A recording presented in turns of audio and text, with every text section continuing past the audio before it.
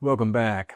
One of the things I want to do on this channel going into 2026 that I have not done much of is to talk with other content creators on YouTube who are addressing many of the same kinds of people that I am. And I ran across a channel not too long ago. Actually, I think David was already following me and maybe left a comment somewhere that drew me to his channel. I started watching his videos and I was really, really impressed. And he has quite a story to tell. And so today I just want to introduce you to David Brandt. And I'm not going to spoil anything here. I'm going to let him talk to you about who he is and where he comes from, what he does, and what his channel's about. And maybe, just maybe, you'll want to go over and subscribe to him like I did. All right, so I want to welcome everybody to this Zoom call. I am with David Brandt, and David is I don't know if you're a fairly new YouTuber, David, or if you've been Yeah, this I'm for a very while. new. Okay, Yeah, that's what I thought. I've seen a few videos on David's channel, and I've just been really impressed with his screen presence, but also his story, and kind of what's going on with him. So I'm going to let him introduce himself, and then we'll get into our interview. okay. Hey, everybody, I'm David Brandt. I appreciate y'all joining us here tonight with Tim. So I was born in 1963. I'm 62 years old, and my parents were professors.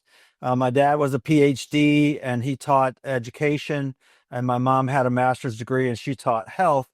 And the genius gene skipped right over me. Okay, let's just put that right out front there so you don't have too many expectations. I went to college. I majored in psychology at first, and my dad, being a professor, he called it psychology. But I was a senior level psychology major, and I decided to change my major to fine art.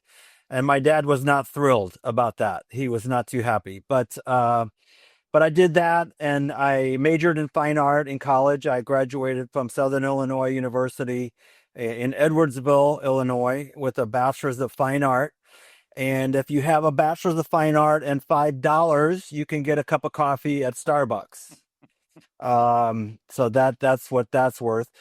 So I've been an entrepreneur most of my life. I have worked a lot of corporate jobs, and I always had like a side business most of the time. I started a lawn service when I was 19, and just I've just had over 20 businesses over the years. Hmm. Just all kinds of different things. You name it. And I did construction work when I was in college. I did concrete labor, so I was a laborer by trade at that time. And concrete labor is a very hard job. Oh yeah. Yeah, it's really tough. We built basements most of the time, and so I've always had kind of a love for concrete. However, I didn't start working with concrete as an artist till just about a year ago. I'm a painter. If you can see behind me, I have quite a few of my paintings on the wall here, and that's what I've been doing all these years is painting. I started a business in my loft. We'll talk more about that later, Okay. but I started a business in my loft, and it was wildly successful. Which for an artist, it was just mind blowing to have a business blow up like that. But I do want to talk about that more later because that's one of the biggest parts of my stories. My wife actually encouraged me to start a YouTube channel. She has a YouTube channel that she started over a year ago called Along the Way, and she talks about just life along the way. She's 61 years old, and we have a new grandson that's a year old, and so we're entering that phase of life right now. And yeah, I mean, I've had a full life of all kinds of different things, lots of different jobs, uh, lots of different businesses, and I'm the youngest of four. I have my older siblings are all would all be considered baby boomers based on their age. Um, Google says I'm a baby boomer, but I say I'm Gen X. So I really, while I'm on here, I want your audience to tell me what I am because I feel like I'm a man without a generation. It's hard being born on the bubble. It is, man. It is because I watched my siblings. They worked almost like the same job their whole lives, and they have pensions and 401ks and all those things that weren't necessarily available to me, and my friends and people younger than me. We didn't have a lot of that going on. We could find those things, but they were harder to find at my age, Yeah. when I was younger. So, so yeah. And if you could, now your YouTube channel is called the Heirloom Concrete Company. It's Heirloom Cement Co. Oh, so, I don't okay. know if you can see that, but it's Yeah. Heirloom Cement Co. And when I had my business, I'd painted over 1,000 paintings. It was an art business. And I got burned out on painting on canvas, and Hmm. I started working with cement, and that's kind of how that was born. It was just wanted to do something different with my art. So Okay. Now, yeah. if you could summarize your YouTube channel in a sentence or two, what would people Okay. expect to see when they go over there? So it started as an art channel, and it was me making videos of cement art, and nobody was really watching those videos. There was crickets chirping in the channel, and then I started doing vlog style videos. And if you look at my channel, my top 8 or 10 videos are all the vlog style, and the art videos are all on the bottom. So I've just turned it into a vlog style YouTube channel. I had one video that monetized my channel overnight, like it's the same old story. Yeah. But I took on a retirement job, which is a popular thing to do for people in their 60s. They retire from something and then go find a job that has a small amount of responsibility. But I started working at Lowe's, I watched that and video. did you? Well, that video struck a real chord, man. That's sitting at about 316,000 views. My art Wow. videos are more like 100 views, but Yeah. I've had thousands and thousands of comments on that video. I'm probably going to make more money from YouTube than I actually made working at Lowe's from, from that video. Yeah. It sounds like you did not have the best of experiences at Lowe's. It was awful. It was awful. Okay, so you say you just started this about a year ago, and your wife has a YouTube channel as well, Mhm. um, which I was not aware of until you sent me some information just before this meeting. So I'm going to go subscribe to that channel also, and there'll be a link to those things in the description of this video. Um, so, where do you think you're going at this point? I mean, are you going to continue to blend your artwork into the channel? Yeah, I will. I will pepper my channel with my artwork. Um, the vlogs seem to be, the stories seem to be what people really want. So, and I have so many stories. I've had so many jobs and so many businesses, and I've been homeless. I've had crazy things happen to me. So I have lots of interesting stories to tell. And I've been told by some commenters that I'm a great storyteller, and I've been told by some commenters that I need to shut up. So, Same. People that comment on YouTube are either really, really great or they are not. it's unreal. I mean, thank God I don't have any feelings because I would probably have my feelings hurt by some of the stuff that people say. Yeah, well, I mean, it leads me to ask you about that because I've had a few comments that did hurt, uh, Yeah. and I felt like I wanted to like do a long form response somewhere. And I have, and I throw this out there, and the people who respond negatively to me generally only watch that one video. They're not Mm. subscribers. They're not long-term viewers. They're somebody who happened on something and it wasn't what they thought it was going to be.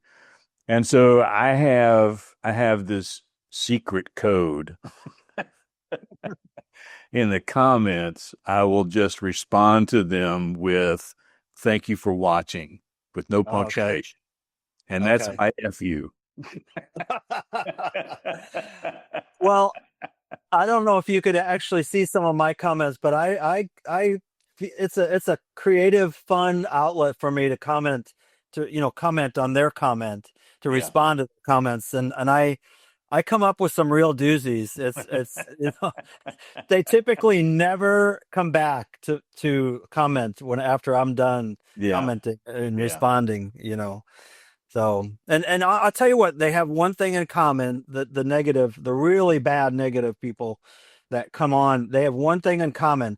I'll go to their channel every time and they have 0 subscribers and 0 videos. Yep. So Yeah.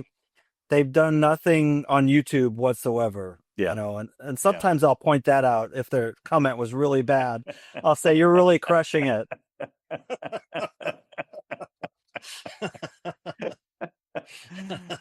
Now you mentioned to me in the email that you sent that you also have an online course available. Tell me about that. Yes. So, it's on a website called School, Skool. That's the name of it. It's actually a very popular website for Yeah. online classes. And my community is called You Can Paint. And I can teach anybody how to paint, anyone. Um, it's true. It's true. And I've actually, with my business, I taught over 50,000 people. That was how many customers we had. And we had just none of our customers were artists. So everybody that came to us was part of, what I would call the matrix, people that Yeah. work in offices and things like that. We actually, our business closed due to COVID in 2020, but we were working with people that had Parkinson's disease. And this was, this all panned out in a really strange way. But a friend of ours named Stacy, she was a rock steady boxing coach for Parkinson's. So she had a program where people with Mm. Parkinson's would come in and they would get boxing gloves on, and she did this whole routine. She would have 20, 30 people in her class. And I owned a video production company for 3 years during COVID. And I did a documentary on her boxing with Parkinson's. And then she had the idea that to bring the people with the symptoms of Parkinson's disease into our art studio. And I was kind of nervous about it, really, but it was really miraculous what happened, because these folks would come in and they would have the tremors. You could see the tremors. And as soon as they picked up the paintbrush, the tremors went away and they would start painting. It Interesting. was it was absolutely incredible. So I can teach just about anybody how to paint, and but it's free. Okay, so my online painting class is free, and if anybody wants to go over there and check it out, there's Tim's going to put a link in the description. Yeah. Hold on, one of my lights went out, so I'm going to move this one over here. So Tim will put that link in the description. It's called You Can Paint, and it's really fun. It's really fun. We've got, I don't know, maybe 150 members in there. I just started it about 2 months ago, I think, something like that. So we're just getting started in there, Oh, okay. and it's fun. It's really fun. Yeah. Okay. Well, I will check it out because, I'm always looking for new stuff to try. Okay. Um, and so if it's free, is there like a way to donate to tip or So, whatever? so I have a plan with this. They just Yeah. launched a new um, feature on school. It's called freemium, not premium, freemium, and it allows me to have a free group and then two paid groups that I could come up with. Where, let's say the free group I did one or two paintings a month. The paid group would be one or two paintings a week, maybe, but it would cost $8 a month or $12 a month, something like that. Okay. So that's kind of my plan with that is, and we have people from all over the world in there right now. I mean, you can see a map of where all the members are from, and there's people from all over the world on my, and you can't paint. So That is so cool. yeah, it really is. Yeah. It's amazing what can be done online.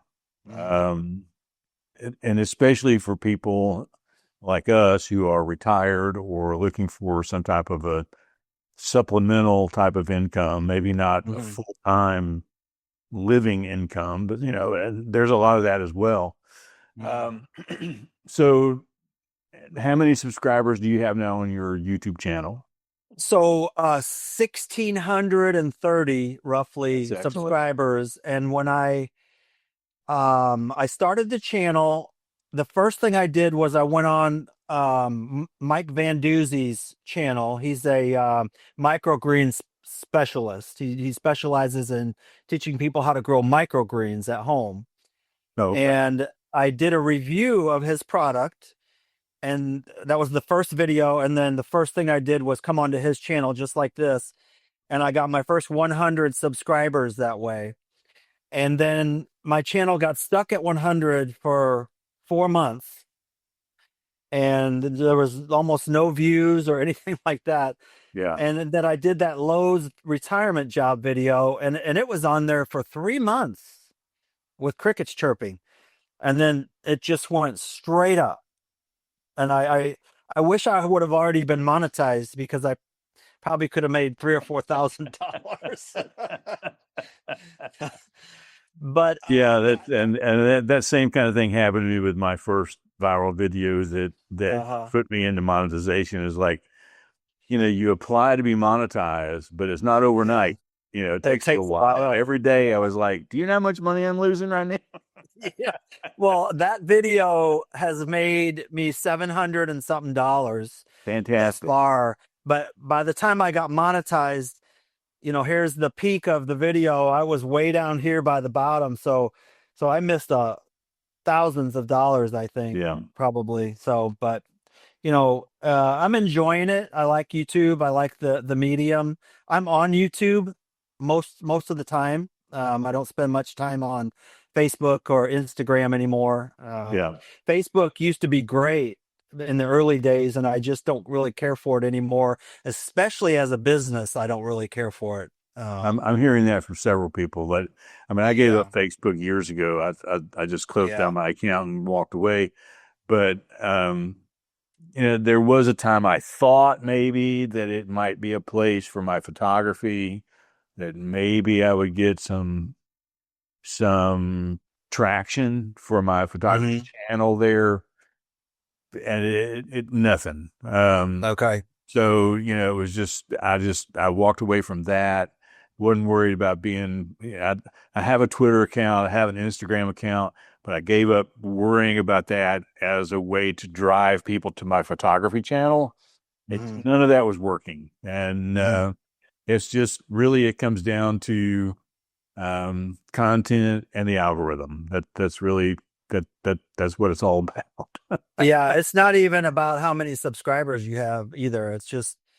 Right. It's just what are you talking about? That's what's the most important thing, I think, on Yeah. YouTube. Well, I mean, and like you said, when my first video went viral a couple of years ago, I had less than 50 subscribers, and then overnight I was monetized. And it was like, wow, it was just unbelievable. I mean, It I was is sharing shocking. screenshots and sending them to friends. I'm like, can you believe that? Yeah, I was sitting on the couch with my wife, and I get this message from YouTube Studio.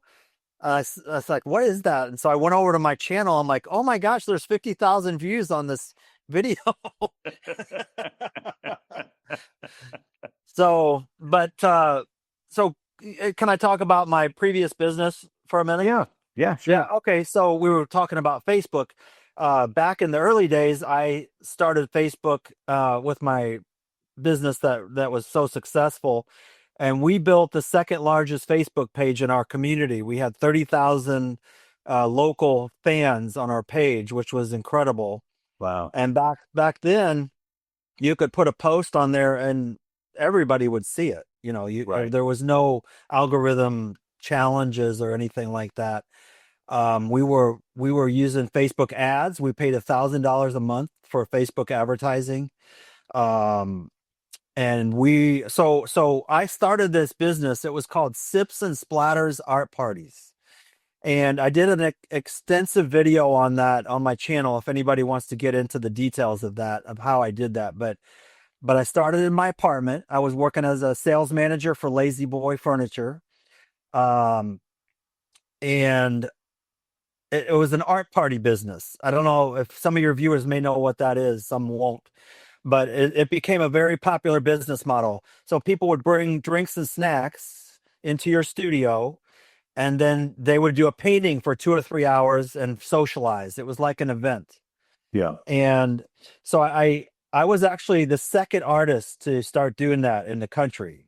There were, just to give you an idea of size, some companies later had 300 locations in the country of this concept. So I started it. I was the second person, and I had 8 friends over to my loft apartment, and we had an art party there, and everybody really enjoyed it.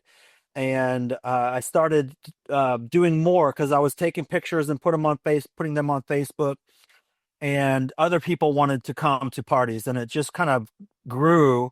My loft was in a third. It was in a third story, on a third story, third floor, and you had to go. So the people had to walk down an alley, past a dumpster, through a door with no markings, up one flight of stairs, through a hip hop dance studio, up another flight of stairs, and that's how you had to get to these parties. And it was a big loft. I could hold 24 people up there, and I was Wow. doing these parties on my days off. And about 4 months in, I met Chris, who's now my wife, and we kind of grew up in the same neighborhood, about a block and a half from each other, but we didn't know each other really. We had similar friends and things like that, but so we kind of known each other all our lives, but we didn't. We just really just met at one of these events, and we hit it off immediately. I had been single 4 or 5 years, and had kind of given up on dating, I guess you could say. And I met her, and it was love at first sight for both of us. And Wow. so yeah, so we started dating right away. She came in and started helping me run these parties in the loft, and it was all cash, and I was taking all the cash at the end of the night, and I would put it in a shoebox, and I would put the shoebox behind my dresser, and then I'd go back to work at Lazy Boy. And I did this for months and months. And so I just kept shoving that cash into that shoebox. And and one night, Chris and I, we've been doing this a while now, and she said, do you recognize anybody that was at this party tonight? I said, no, I didn't recognize a single person. Started out friends and friends of friends of friends. And then it was complete strangers walking through all the dumpster, going past the dumpsters Yeah. and all that. And she said, have you ever counted the money in that shoebox? I said, no. So she said, get it out. Let's count it. So I got the shoebox out from behind my dresser, and we sat there and counted that money. There was $10,000 in there. Wow. And she said, we have a real business. I said, yes, we do. We do. So we started looking for a location, and we ended up finding a location on the side street. We lived in the downtown area. The loft was in the downtown area. And we found a location, and we took that whole $10,000 and spent every penny on opening this location. First month's rent, last month's rent, security deposit. There's $4,000 right there. We bought all new tables and chairs, and it was pretty fun. we did run out of money a couple times, so it got really kind of hairy there. So I told Chris, don't pay the rent yet, because I'm sorry, don't pay the power bill because we got to pay the rent. And so, but we made it through that, and then all of a sudden the business just took off. It was like a rocket ship, and it was all of our parties were sold out every night, and we were doing this and just going crazy. And then 6 months in, an opportunity came for a second location, and so we signed the lease on that, opened a second location about 30 miles north. And within 5 years, we had 4 retail stores doing these art parties. And we had 15 employees and 2 managers working for us. And Man, it was crazy. Chris and I became, I guess you could say, we kind of became like a power couple in the downtown area because people were recognizing us everywhere we went. We even had we were on a plane. This happened twice, once in Florida, once in Mexico. And we were on a plane, and somebody stood up and pointed at us and said, "Sips and Splatters." Like they recognized us. And so we did that for 10 years, and COVID shut us down in 1 second. yeah, yeah. And everything we owned in our business went into a storage unit overnight. And it was just a tragic moment for us, because if you've never owned a business like that, you don't know how much goes into it, but it's a blood, sweat, and tear situation. Yeah. Um, so, so yeah, our business story. We felt like the Beatles sometimes because our lives were so wild. At one point, we actually moved in. There was 3 lofts in the building where our first location was, and Chris and I moved into the loft that was on the other side of the wall of our business. So our bedroom was a 2x4 and 2 pieces of drywall away from our business, and and then we had the kids. We had a loft upstairs, and the kids lived up there, and they were older teenagers, and they all worked for us. So we had this. I had 2 kids. Chris had 2 kids, I should say, and they all 4 worked for us at one time or another. So it was Mm, a fun family business. wow. We Uh, ended up generating $2.2 million over that 10 years. That's fantastic. Yeah, I didn't get to keep any of it, but We seldom do. Um, and I'm interested in this. Give me just a little bit more information here. So, with these art parties, were you doing instruction for those? Did people that's actually a they great just come in question. and paint whatever they wanted to paint? No, so here's how the industry was. Like any other store that did it, they had a teacher up front with a microphone, and you had to really listen to them and follow these directions. Gotcha. And you got a blank canvas, which is mortifying for even professional artists. Blank canvases are horrible. So I figured out a way to get the drawing. Like, let's say we were painting an owl.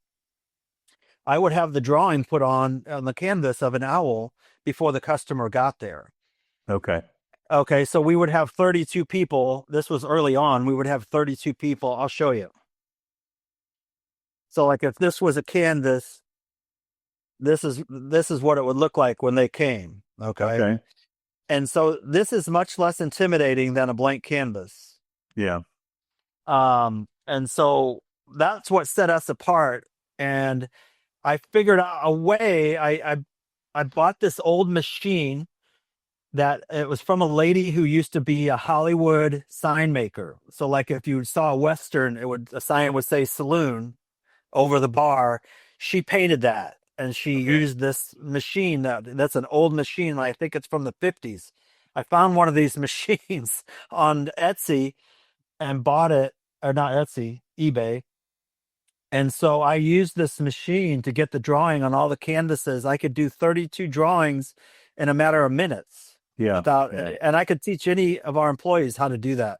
They didn't have to be an artist. So that was what really set us apart. And then later we ended up having over 1,000 choices, and we made it to where anybody could choose anything they wanted any night of the week. And we would have that drawn out canvas of whatever flower or whatever it was that they wanted. And then we had a table that had about 30 or 40 custom colors, and we could just pour the whatever color they wanted to. They could paint it however they wanted. So Okay. that was what made us unique.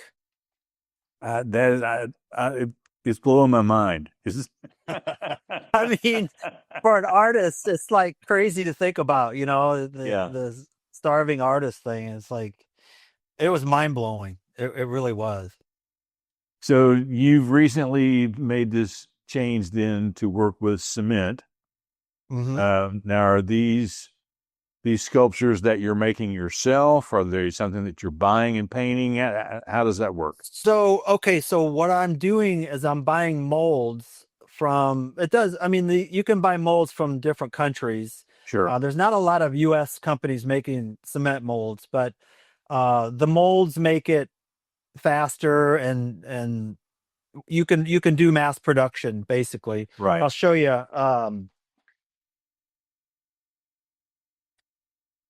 Hopefully you can see this, but that's an astronaut.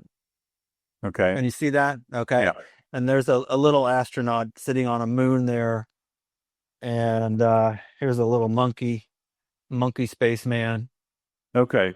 Okay. So So I was envisioning like garden gnomes, but I you're I working have with something much smaller than that. yeah, where's my gnome? Yeah. Uh yeah, so this is a gnome here, gnome girl. Can you see Okay. that? Yeah. Yeah. So I have over 100 molds that I work with.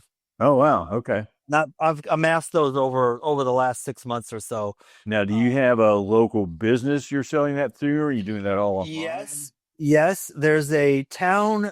We live in Missouri. There's a town in Illinois that we frequent. We've been frequenting for years, but it's called Grafton,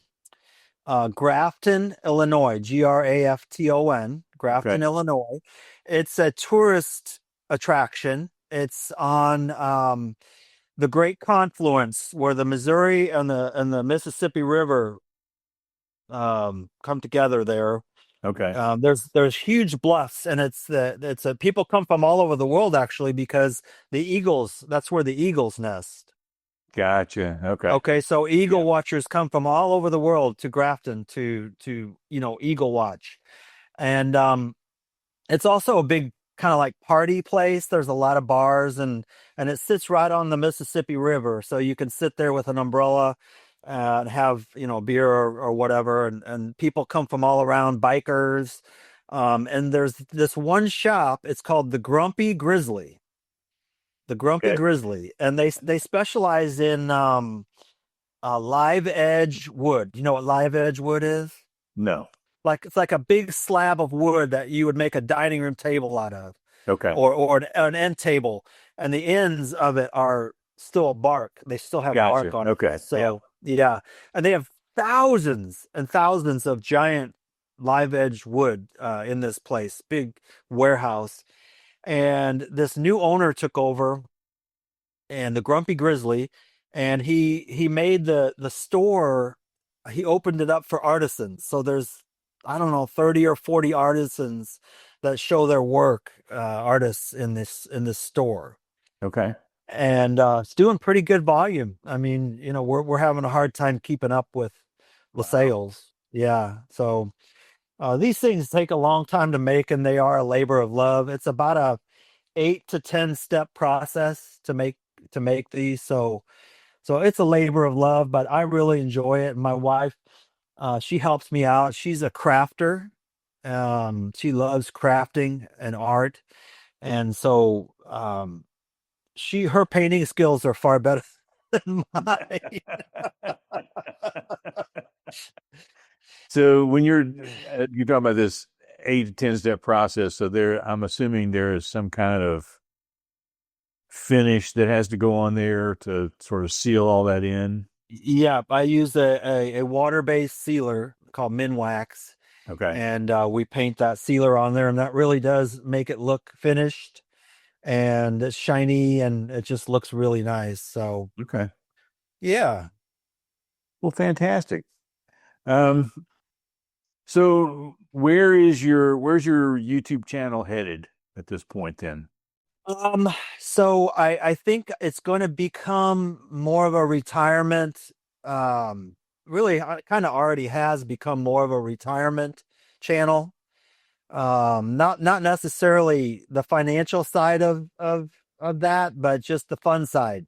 Doing fun things Sure. in the retirement years. And we where we live, we have 4 lakes in our neighborhood and a golf course, and it's a really fun neighborhood. So there's lots to do. And um we live where we live in Missouri.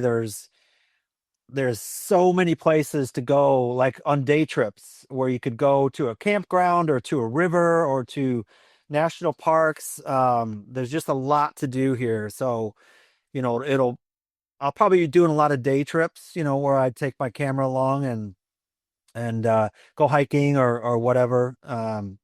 And just talking about the challenges of retirement, whatever those might be.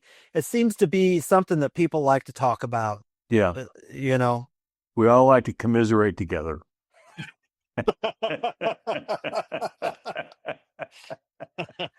Well, and seriously, I think that, I mean, obviously you are an artist and it's something you've done throughout your life.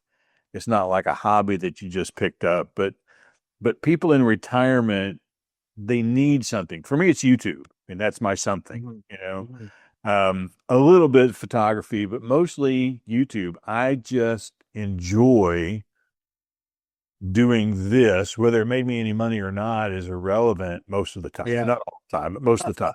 Um, Yeah. because I just need something to fill my time. Right, right. And now I'm going to go out on a limb here with the things that you've been telling me, and guess that you are somewhat of a people person, Hmm. where I am not. If I never left my apartment, I would be very, very happy. Uh, Yeah. so, I mean, but it does take all different kinds of us to do that. And you're doing a lot of, it's sort of and this is I guess the YouTube trend now, from everything that I'm picking up from all of the gurus online, is the sort of stream of consciousness. Just sit down and talk. Now, I have a studio that I do mine in, and I've got a set background that I use. You're doing more, I think, in your car as you're driving Uh-huh. stuff. Um, but those kinds of conversations are, I mean, they are. That seems to be what people are really coming to, because Yeah, they're I agree. seeing something that is authentic, I Hmm. think, in Hmm. that, as opposed to all of the glitzy editing and the uh, I think about people like, and you may not know these people, but I think about people like Peter McKinnon, who has like 6 million followers. Absolutely. Yeah, I follow Peter. But nobody can do his videos. Nobody can do that. And after a He's while, you get tired of watching them. yeah, yeah. And he's got so much talent in with Yeah, YouTube. I mean, he's yeah, such a talented creator. I've been watching him for years, and I do love, but his style of content has somewhat gone on the wayside, yeah, and a lot of Peter McKinnon level YouTubers have quit, or at yeah. least almost quit. And It's then it's too hard. It's just too hard. yeah, It's not sustainable to be able to just, to think about what you want to talk about and then just sit down and talk about it. Doesn't take much effort, right, right, and the editing is not all that difficult. right. It's much easier to pull together, and I think it's much less likely that you burn out in the process. Oh, right, Now, right. just as from a technical standpoint, because I'm always interested in this, what equipment are you using in your car or in your studio or wherever you are Okay. your videos? What are you using for those? let me just real quick start that answer with a story. Okay. When I had my business, if you go back to 2013, 14, somewhere in there, probably 2014, Facebook was just coming in and video was just coming in. Like it was only pictures at first. Yeah. And so I thought, okay, we have a really hot business here. I would like to have some kind of marketing video. And I had a friend in my church that had a video business. He did the what's that channel where they have all the wildlife channel? I can't think of it anyway. He's done National videos. Geographic, maybe. National Geographic. He's done stuff for them, and he lived in my town. So I called this guy up. I knew him. I said, "Can you give me a bid on a 3-minute marketing video?" People back then had attention span of 3 minutes, which is kind of astonishing. But he said, okay, I'll give you a bid. So he comes in and he wants $8,000 for a 3-minute video. I'm like, this is a small business, dude, so that's fine. So he went home and went on his way, and I decided I was going to learn how to make videos. And I did. I did everything I could to learn how to make videos. And I actually even went to California a couple times and studied under a guy named James Wedmore. I don't know if you're familiar. He was an early YouTuber, James Wedmore. Okay. He's a multimillionaire now. He lives in California, but I learned from him, and it was mostly on just his YouTube videos, basics. And I used my phone. And my first real marketing video got 250,000 views on Facebook, which was crazy. And those were all local views, Oh, wow. So I knew I had a gift for video, and I used my phone. I still use my phone a lot. In the car, I do use the Action 5 Pro from DJI. Okay. Okay, it's a camera. It's about this big. Yeah. Action 5 Pro, they're $399, and I have a suction cup that goes up into the window, Right. and I mount it up there. If I know I'm going to be shooting a video, I will mount that before I get in the car, and I will put my microphone on, turn it on, and if when I'm ready to record, I will pull over and start the camera, and then go back and then I just talk. It's just like if somebody was in the car with you. That's kind of what I'm doing. It's actually less distracting than having a passenger, because the passenger, you have to listen to them and respond, Okay. So that's how I do a lot of my videos in the car, and people seem to like the emotion behind me. I guess that's why it seems like people like it. But yeah, so I use that little DJI Action 5 Pro with a DJI mini mic. I have a set of 2, because sometimes my wife and I will do videos together, and we do plan on doing things together on my channel and on hers, which is called Along the Way. Yeah. You're going to put a link to her channel in there. She's anything from how, why she makes the bed every morning to all the world's problems. She could cover it all. So yeah, and I still use my phone, and I did invest in lighting. I have 3 or 4 really good video lights. Sound and lighting to me are, if I can't hear somebody or if I can't see somebody, I'm clicking away. So yeah. Well, and and you're talking about the DJI mics that you're using. Those are absolutely awesome mics. This is what I use. Okay. Except I have my regular DJI mic 2 on right now, because it pairs through Bluetooth with my Pocket 3. Yeah, I just that's great. ordered. I have a GoPro Hero that I have loaned to my daughter in Florida for a little while. So I've just ordered a DJI Nano, and it should be here tomorrow, because I would like to maybe do some videos in the car like that, which is why I bought the original action camera, and then I gave it away. And so it was like I got him something else. Yeah. And I think that will do nicely. I loaned my Pocket 3. I think I mentioned this to you in an email. I loaned my Pocket 3 to a granddaughter Mm. was going to London with her family. And I loaned it to her and her brother, and they used it to make a video while they were there. And so I haven't had it for about 3 weeks. So everything that I've been recording for this channel and my photography channel, and it's all been done on my phone. And Yeah. Same here. it's perfect. It's so easy because like people, if you thinking about starting a YouTube channel, it's really not hard. So I put my iPhone 16 Pro on a tripod. Yep. I turn my lights on, and I do use a Rode video mic for when I'm using my phone. I use a Rode video mic. Okay. But then when I'm done, I have an iMac sitting right there. I just airdropped the footage to my iMac, and Yep. it shows up on my computer.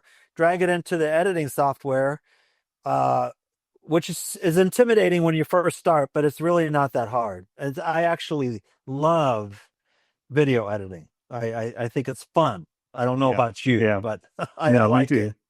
Yeah. Um, I'm actually not looking forward to AI taking that job away because I want to do it. That's a Well, whole I other used I conversation. used an AI program. I don't remember what it's called. I was trying it out, and you could upload the video into this software, and it would detect where the pauses were or detect where you had repeated yourself, and it would automatically edit the video and edit those parts out. And I thought, well, that will save me a lot of time. But it was awful. I mean, the end result, it was too choppy, and Yeah. it didn't leave room for contemplation between things, So, Yeah. um, but I just the only thing that I do now, other than I edit all my videos in DaVinci Resolve, but I take the audio, and I will do that with this video as well.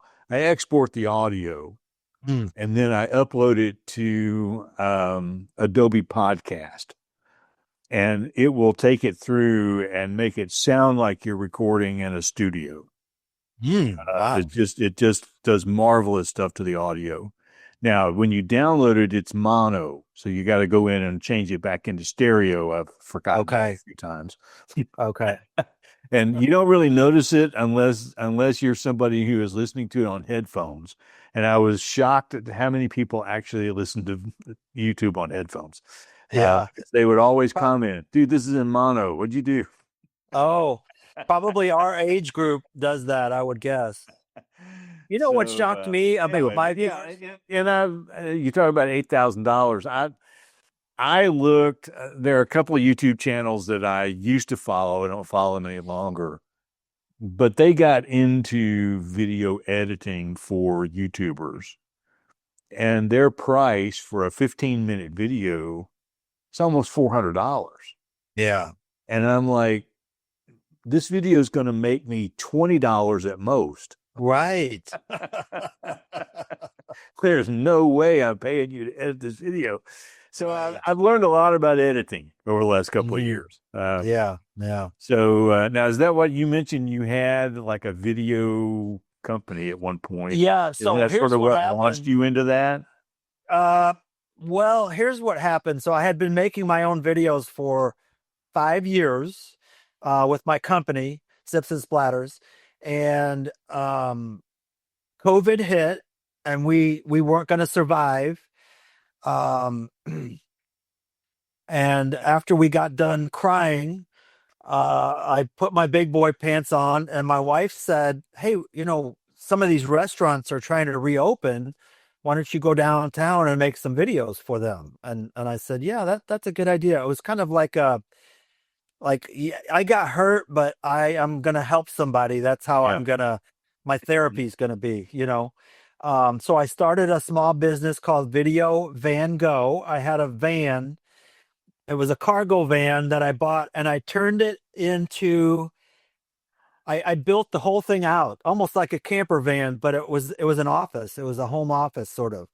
And so I had a table and I had a 4K screen in there, and I could sit there and edit the video. I could shoot the video on location, get in my van, edit the video, send them the file before I even went home. Wow. So yeah, and so I did that for about 3 years, and I helped. I got paid a little bit, a couple $100, here and there, but um, I was mostly helping my friends that were business owners because we made Okay. friends with all the restaurant and bar owners were our close friends, and so Yeah. I didn't want them to fail, I wanted them to survive. So that was just my way of kind of giving back and helping them. Cool. Yeah. Well, David, I am fascinated by your story. I just Well, thank you. absolutely fascinated. I've had a lot of different kind of jobs in my life, but they've not been fascinating. Well, So I'm hoping that we can get you some more subscribers after this. yeah, that'd be You great. can let me know if your numbers go up any at all. I Sure. I am enjoying watching your videos, and now I'm going to be able to enjoy watching your wife's videos because I didn't know she had a channel, and Yeah, and I really appreciate you coming on here and talking to me for a little while. Uh, absolutely. so if there's anything else that you want to tell the viewers of my channel, let's do that Uh, before we say goodbye. okay, so I would just say, I would hope and ask you to go over to my You Can Paint on School, SKOOL. Tim will link it, and it's called You Can Paint. It's free. You just request to join, and I will approve you. And even if you don't know if you're going to paint or not, just go in there and join and look around and maybe try it and see if you like it. You can always leave the group. So there's no sweat. Just go over there, join You Can Paint on School, and check out my channel, please. All the views and likes and comments and all that stuff helps to promote it. That's about it, I think. Okay. And Yeah. I would say to anybody that's watching this that's going to go over and check out David's channel, find the video about working at Lowe's. Oh, please do. Yeah, please do. I mean, 360,000 views. watching it, I was torn because I was like cracking up, and then I was mad. You know. So anyway, good luck with your channel. Thank you so much for spending some time with me tonight. Thank you, Tim. I appreciate it. Thanks to all your viewers. Thank you. All right, I'm going to turn this recording off, and but don't go away.